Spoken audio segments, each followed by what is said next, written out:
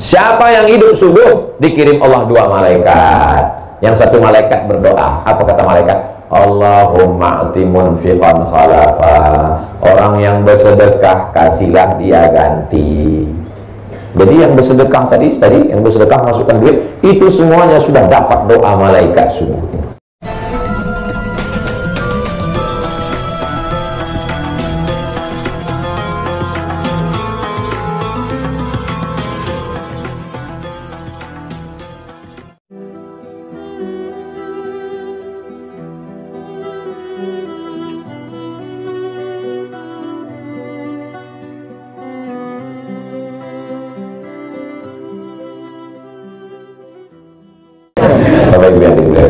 Saya datang ke Surau Ad-Din ini menumpang tuah. Kalau kata orang Melayu, menumpang tuah. Yang bertuah itu orang Surau Ad-Din. Datang saya menumpang tuah, sehingga kalau mengamal amal jariah, dapat setetes dari Jilus Salama, dapat setetes dari Surau Ad-Din, dapat setetes. Tahu dari mana amal jariah mengalir itu? Mana kita tahu? Kita tak tahu tah mana doa orang-orang yang soleh, yang ikhlas ini yang menembus pintu langit sehingga kita masuk ke dalam surga Allah. Makanya jangan kita zalimi orang, jangan aniaya orang, jangan susahkan orang. Termasuk ceramahnya panjang-panjang. Udah tahu orang tegak berdiri, panjang-panjang ceramah. Tak didoakan orang nanti. Kan, Bo? Iya betul. Makanya Ustaz Junaidi tadi udah dibatasinya 6.15 selesai. Supaya apa? Supaya bapak ibu yang di luar, yang basah kena hujan, dia tahu, ditengoknya handphone. Oh, jangan kita bubar, 5 menit lagi, sabar-sabar. Kalau banyak orang ceramah sekarang tak tahu selesainya entah jam berapa, akhirnya langsung diupdate status, kapan berakhir penderitaan ini. Berikutnya yang ke memang kalau belum sarapan ini susah ingat memang. Berikutnya yang kelima. Yang kelima, Bu. Nah, setelah kita masuk ke liang lahat, mengalir dapat amal jariah, akhirnya ditiupkan sangkakala. Waktu ditiupkan sangkakala, bangkit kita dari kubur. Idza sama'un fatarat, langit terbelah. Wa idzal kawakibun tasarat, planet bertabrakan. Wa idzal biharu fujjirat, air laut naik ke darat. Wa idzal quburu bu'athirat, semua yang dikubur dibangkitkan. Bangkitlah kita semua dari kubur. Tidak ada atap, tidak ada tenda. Tukang penyewaan tenda pun mati tak bawa tenda. Gunung-gunung Pak Ustaz, wa takunul jibalu kal'ihnil manfush, gunung-gunung macam bulu kambing dihembus angin. Lalu di mana kita bernaung? Yang kelima, kullu mri'in tahta zilli shadaqatihi, orang nanti akan bernaung di bawah sedekah. Jadi kalau ada di antara bapak ibu yang bersedekah 50 juta, utang 130, dikasihnya 50, itu nanti di padang mahsyar atapnya itu terbuat dari beton. 30 juta itu betonnya setebal ini lah. Dia santai. Santai. Itu yang santai itu siapa? Itu orang terbilang itu. Kaya. Kalau yang bersedekah 10.000 Pak Ustaz, payung lah. Datang angin kencang naik ke atas. Kalian 5.000 Pak Ustaz, kardus. Kalian 2.000 Pak koran. Kalau ada yang mau masukkan dari kresek dari 2.000, nah, nanti nampak di akhirat. Itu. Kullu mri'in tahta zilli shadaqatihi, semua orang akan bernaung, berlindung, beratap di bawah Ada yang tenggelam dengan keringatnya sampai ke lutut, ada yang tenggelam karena keringatnya sampai ke pinggang, ada yang tenggelam karena keringatnya sampai ke leher. Kepanasan di padang mahsyar. Datang mereka menghadap ke Nabi Adam. Adam, tolong menghadap Allah, kami tak tahan lama-lama menunggu. Kata Adam, aku tak sanggup menghadap Allah, aku malu. Dulu kata Allah, jangan makan buah kuldi, ku makan juga. Datang mereka menghadap ke Nabi Nuh. Kata Nabi Nuh, aku malu menghadap Allah karena anakku Kan'an mati tenggelam kafir.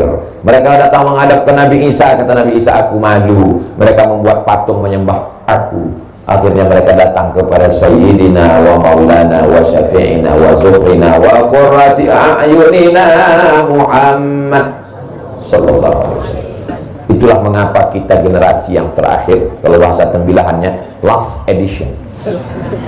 Kita memang umat yang terakhir, umat yang paling kecil, umat yang paling pendek, umurnya paling singkat, tapi kita lebih dulu masuk surga.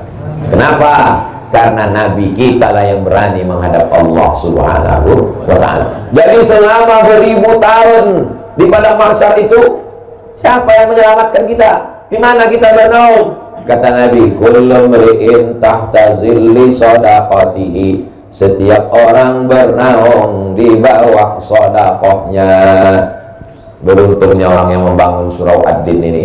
Maka nanti ketika dia menghadap Allah di padang mahsyar, dia di bawah naungan sedekahnya. Bertuahnya orang yang bersedekah subuh ini, maka ketika nanti di padang mahsyar dia bernaung di bawah sedekahnya. Insya Allah. Berikutnya yang berikutnya yang keenam.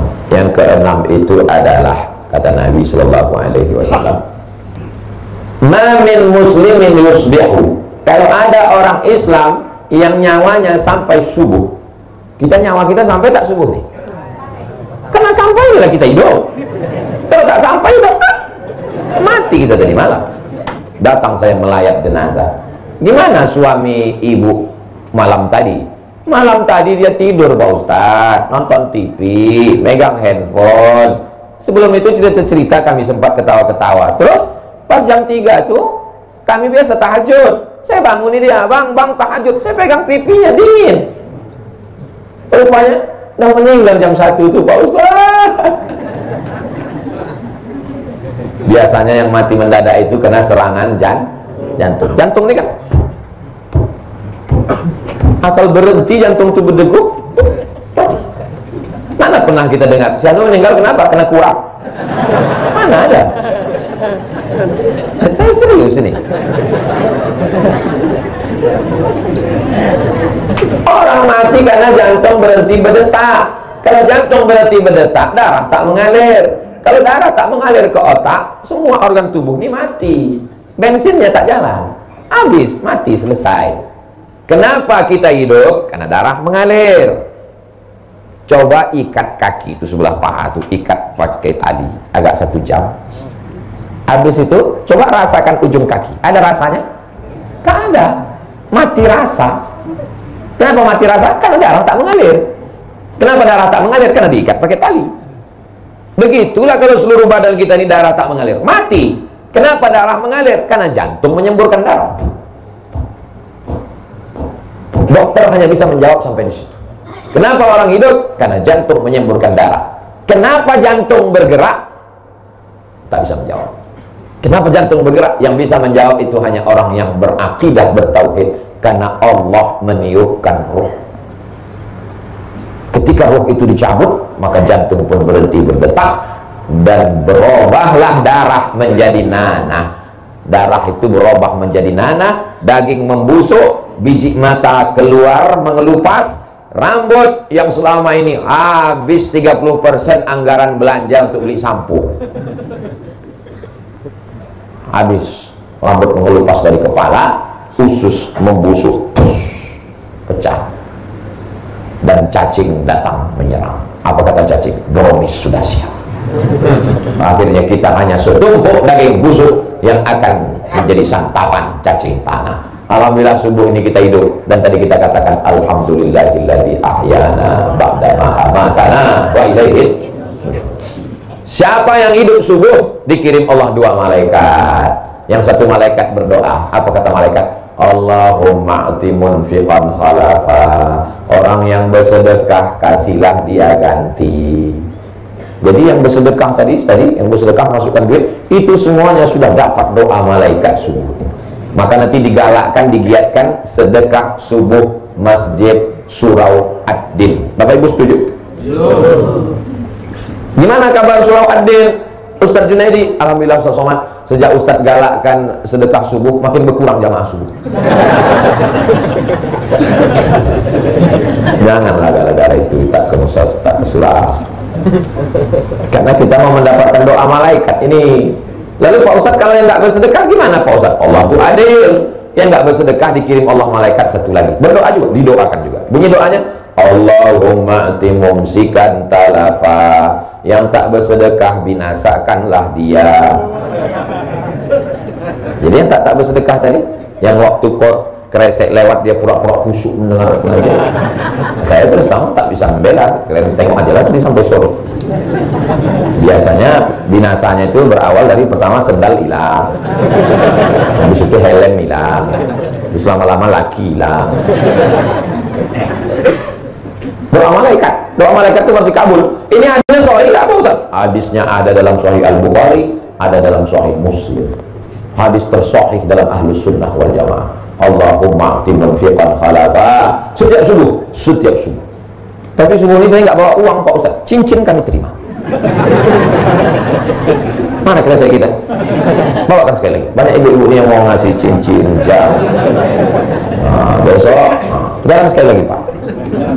Ada kunci motor, masukkan. Kunci berangkas, masukkan. Saya melihat orang Mesir bersedekah. Begitu dibawakan goni beras, langsung orang Mesir, ibu-ibu, emak-emak Mesir itu membuka cincinnya, rantainya, gelangnya, masuk semua. Tenang, saya nengok. Begitu dibuat di Indonesia, mereka buka carinya mana yang paling kecil. Oh, enggak jadi. Ada satu yang masukkan, begitu dibawa ke toko Cina, ayah imitasi lah. Kecuali di tembilahan.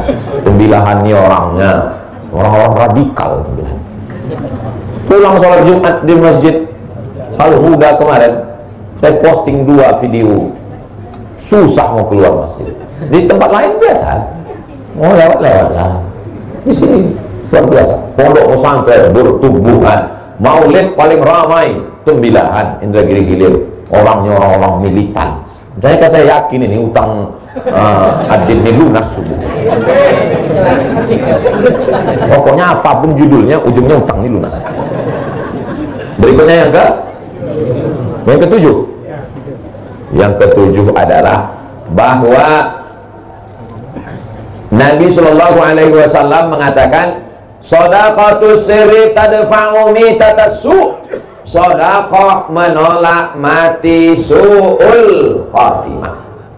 Jangan bangga dengan zikirmu, jangan bangga dengan amalmu, jangan bangga dengan ibadahmu, karena kau belum tentu selamat kalau mati dalam keadaan su'ul khatimah. Kita mau mati dalam keadaan husnul khatimah. Anak kita yang membisikkan ke telinga, la ilaha illallah.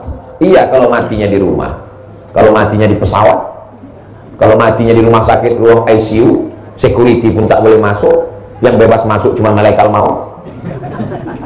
Kalau matinya dalam kecelakaan lalu lintas, nauzubillah, siapa yang membisikkan ke telinga kita la ilaha illallah, tapi ada orang yang dijamin matinya husnul khatimah. Siapa dia? Orang yang bersedekah, yang bersedekah untuk hutang surau ad-din ini. Ini semuanya mati husnul khatimah.